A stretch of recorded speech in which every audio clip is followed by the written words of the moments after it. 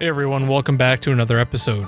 I like to think of myself as a pretty big JRPG fan. Sometimes as a gamer, there's nothing better than loading up a disc full of turn-based goodness, and it can really put you in a better mood. I've sunk countless hours into Final Fantasy, Dragon Quest, The Elder Scrolls, and other popular RPGs over my time as a gamer, but I've recently got to thinking about a JRPG franchise that's all but gone absent over the last 10 years or so. I'm talking about none other than the Konami classic, Suikoden. Okay, I'm not gonna lie, I don't know how to pronounce this. I've even looked it up on Reddit and I'm still confused. Alright, now that we got that out of the way, one of the most dynamic and complicated RPGs I've ever played, Suikoden took the world by storm when its initial title launched in 1995 for the PS1, but time has not been good to this series. The last title was released in 2006, and despite a wide array of spin-offs, the franchise has been effectively stagnant. However, with Konami alive and well, what's the real reason for why another entry in the series hasn't been released? Well, sit back and relax as we explore and hopefully uncover exactly what happened to Suikoden.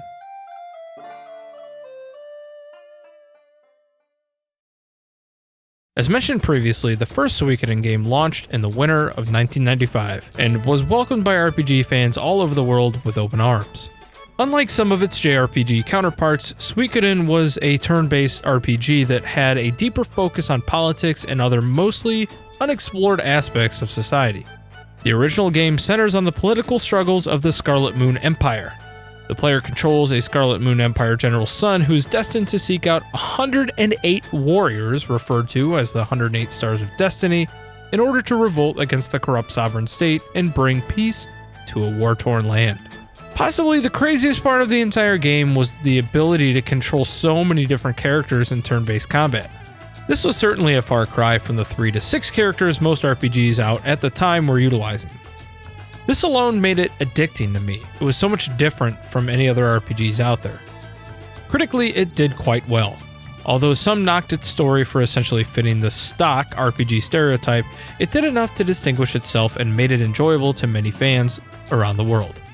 Suikoden 2 followed the initial game with a 1998 release, and to many of the fans of the first game, this installment mimicked the original quite well. 40 unique playable characters, multiple battle formats, and all the traditional bells and whistles that caused turn-based RPGs to thrive were definitely present here.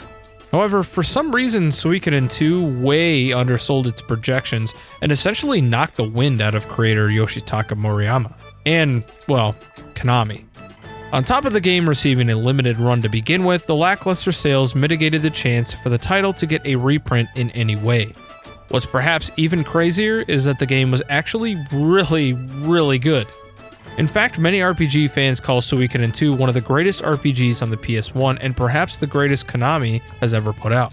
Within the last 10 to 15 years, many retrospective looks at the game have yielded this common consensus as well, and combined with the limited print run has caused its value to skyrocket. As of 2020, it's impossible to find a copy of Suikoden 2 on eBay for less than $350, which is absolutely absurd. I mean, that's the same price as buying a next-gen console. Suikoden entered the new console territory of the PS2 with the release of the third installment in 2002, though it never ended up getting a PAL release. And the reason is kind of stupid because they really just only wanted to leave it in English and Japanese. I mean, come on. Suikoden 3 was more of the same formula that its predecessors followed, and many reviewers gave it favorable marks overall, resulting in sales that actually exceeded original metrics. As of 2010, the title had sold over 500,000 copies worldwide, and behind Suikoden 2 is my favorite of the series. The game did so well, in fact, that Konami immediately started working on the next 2 games. Which, well, let's get to that. In my humble opinion, Suikoden 4 is the reason that the franchise failed. And it's not really for the game itself, but mainly the circumstances surrounding it. As much as I'd like to blame Konami for this, it's not entirely their fault. Upon beginning development for the first Suikoden, Murayama signed a 10-year contract with Konami for game direction. His contract ended shortly after Suikoden 3 was released, and he basically just abandoned the team.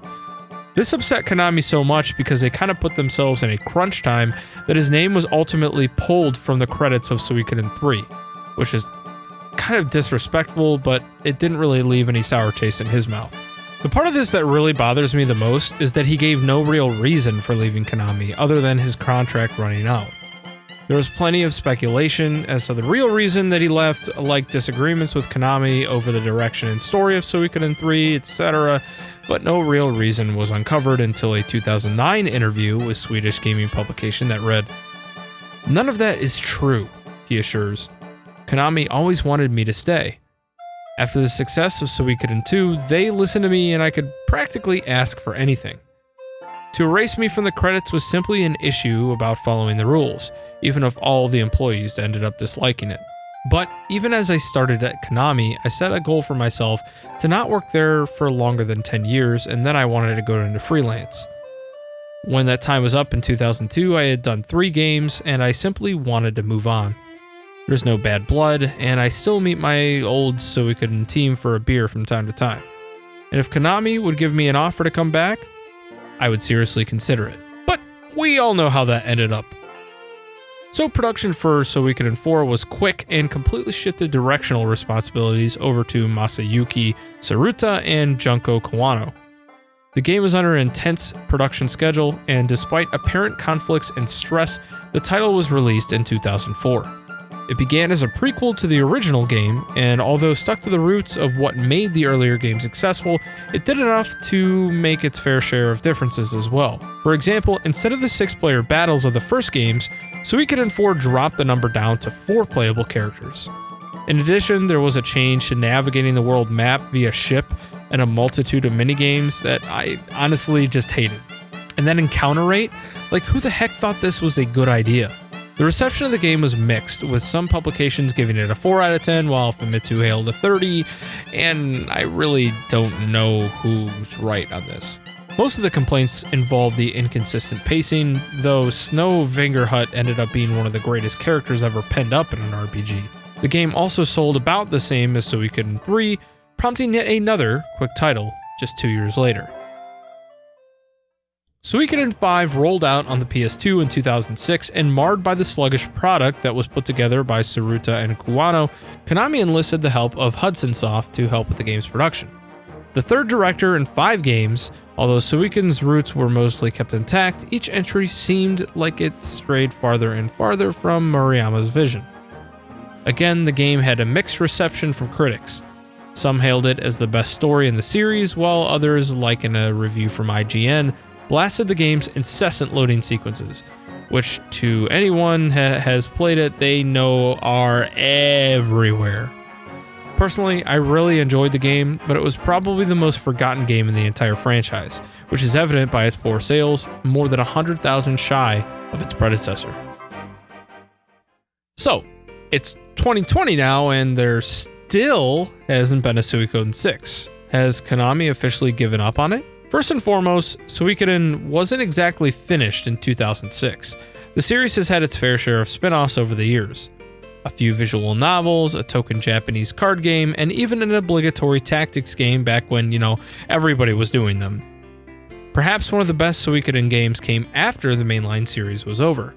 Suikoden Tierkreis was a DS exclusive spin-off that was actually an RPG as well, and honestly a pretty decent one. It's similar enough to the mainline games to call it a proper spiritual successor, and was received quite well amongst major publications.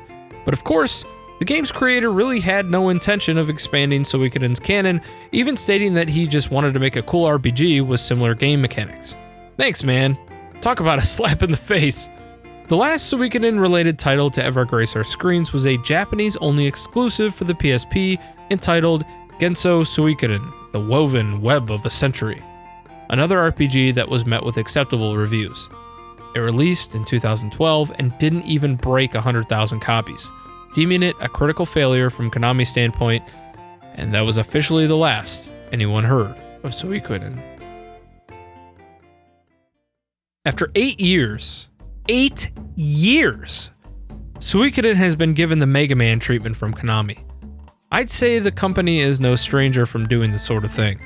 Just think of their other large franchises that have similar stories. I mean, when was the last time we saw a new Parodius game? Okay, that was a bad example. But Silent Hill, Contra, Gradius, Metal Gear, and their relationship with Hideo Kojima, it's like they've gotten to the point where they're downright afraid to release a AAA game anywhere, for fear maybe that they'll have too much to lose. I mean, they're not exactly profiting like crazy. It's so much easier to consistently crap out mindless shovelware with our brand name on it than to actually take a risk on a new Suikoden game, right? Unfortunately, as I mentioned previously, Konami and Suikoden lost a lot of steam when Murayama left the company. I mean, they still release a few more games, but there didn't seem to be that old flair quite like in the old Suikoden games. Perhaps the company was fed up with the franchise entirely? I'd say it falls more under the unwillingness to take a risk category. But if one thing is for certain, it's that the Suikoden fanbase is still going very strong. The Suikoden Revival Movement is a Facebook group that was originally intended to help get petitions together to not only get some games like Suikoden 3 released in Europe, but also to gain some traction in convincing Konami to take a chance with the long-awaited Suikoden 6. Many fans link it to the movement started by fans of the Mother series with the creation of Starmen.net in 2003, and honestly, they probably have a better chance than Earthbound fans do at reviving the Mother series. The main thing they have on Mother fans is the blessing from the creator himself. In recent news, they have been promoting a Suikoden-like Kickstarter called Eiyuden Chronicle, which is supposed to pay heavy homage to the series, even going as far as including 110 unique characters. Definitely a cool Kickstarter that I think you guys should check out if you're fans of the Suikoden series. At the end of the day, I am not optimistic for the series itself to ever see a revival. It would take an insurmountable movement from fans, and even though they are passionate, it really doesn't seem to have as much vigor as something like the Mother fanbase. Or maybe Konami selling the IP, which would also count on another developer wanting to buy the franchise, which in itself is a huge risk. The best possible chance at a rebirth, in my opinion, would be if Konami takes the bait and rides the remake train for all that it's worth, and we get some sort of a remake of one of the first 3 games. But even that makes me feel skeptical. For as much as I love the games, I think Suikoden will stay a 5-game series, and one that will live in retro fans' hearts for many years to come. I wanted to thank you all for checking out the video today for what happened to the Suikoden series. If you enjoyed what you watched, please consider subscribing, throwing me a like, and smashing that bell for notifications so my videos can jump to the top of your list. What do you think about the series? I'd love to hear your comments below. What other gaming franchise has been laid out to pasture too soon and you would love to have some answers? Please let me know if there are any other series you would like me to cover in the future. As always, guys, this is going to do it for the Mega Man Cave, and I'll catch you next time.